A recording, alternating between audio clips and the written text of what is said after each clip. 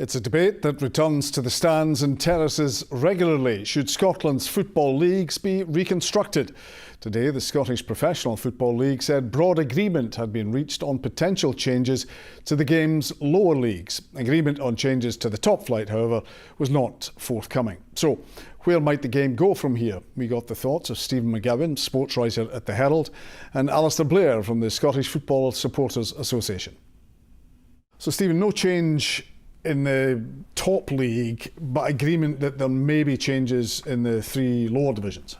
Yeah, I think the phrase probably is rearranging of the deck chairs. I think there was always the expectation it would be a really hard sell to change or expand the Premiership, because we have this 11-1 vote, the need for that majority to enact any really major change. And it's very, very difficult to get that because you have clubs who have such different interests, so they can't really agree on anything. And usually the biggest interest is self-interest. But there does appear to be a broad agreement that the Championship should expand. It's 10 teams at the moment.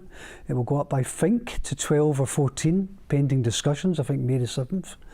There will then be discussion about merging what's left of League 1 and League 2 to either 16 or 18 teams, depending on what the Championship do. So that will be a reasonably significant change. I think there will be disappointment there's not more radical change in the Premiership, and it's a status quo. But I think there's a feeling that probably at the moment, economically, is the best option for the clubs. OK, we'll come back to the Premiership in a moment, but more generally, Alistair, what's the fans' view of these proposals?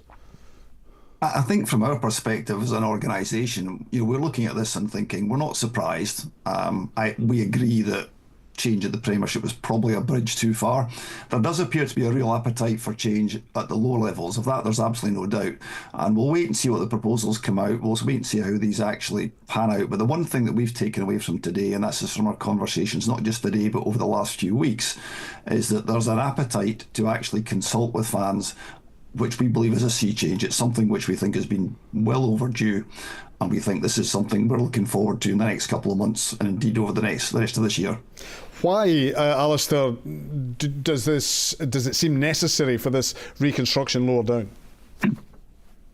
I think there's been agitation for change. If you look back at the history of the Scottish League, there's been changes through its entire history. This is nothing new, not just 1975. We can go way back before that. So it's not a sedentary beast, the league. You're always looking for clubs who are wanting something different, who are wanting to actually find a way, to be honest, to get into the top tier. That's the ultimate goal for every club in the Scottish League, because that's where the money is. So there's obviously a follow the money element in that sense.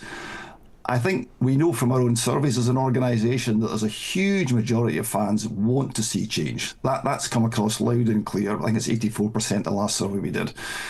The difficulty is getting people to agree as to what that change should be. And that really, I think, has come out again today.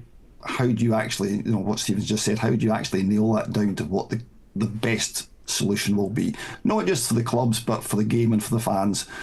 And also it's going to be financially viable. That's fundamental. OK, and Stephen, these proposals for the lower leagues, what's the thinking behind it? Why the need for this change?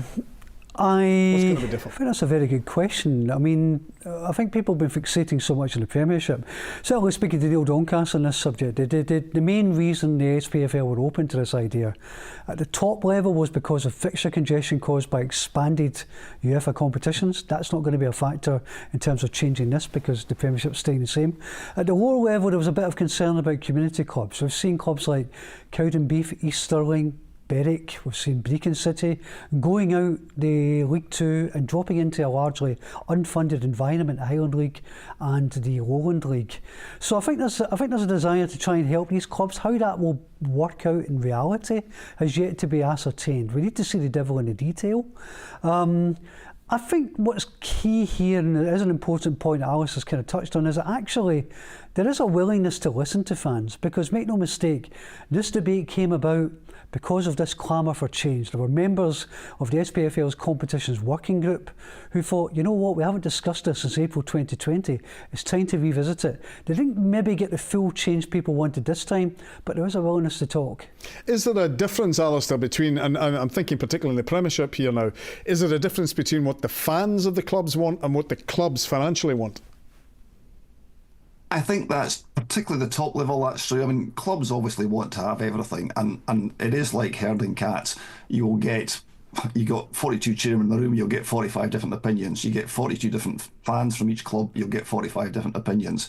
So it is really, it's like nailing jelly to the floor. But to come back to this key point from our perspective, it's the opportunity to actually be involved. And I think as an industry, football here is doing the right thing, because any industry that doesn't listen to its customers, and that's what the fans are, there's always the potential for things going wrong. But more importantly, by doing that and actually taking the temperature and listening to what people are saying, you're better informed to make a better decision further down the line.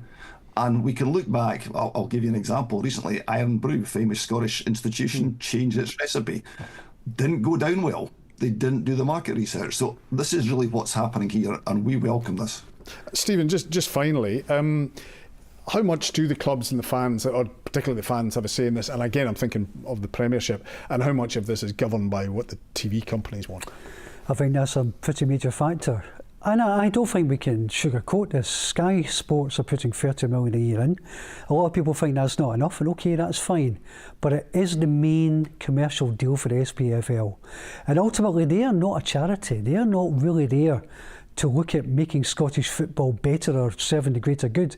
They're looking for subscribers. They're looking for people to tune into the games, and they do that and they get more numbers if they have more Rangers and Celtic games rather than more games between Livingston and Ross County. So I think that's been one of the big factors here. OK. Stephen, Alistair, thank you both for joining us in Scotland Tonight.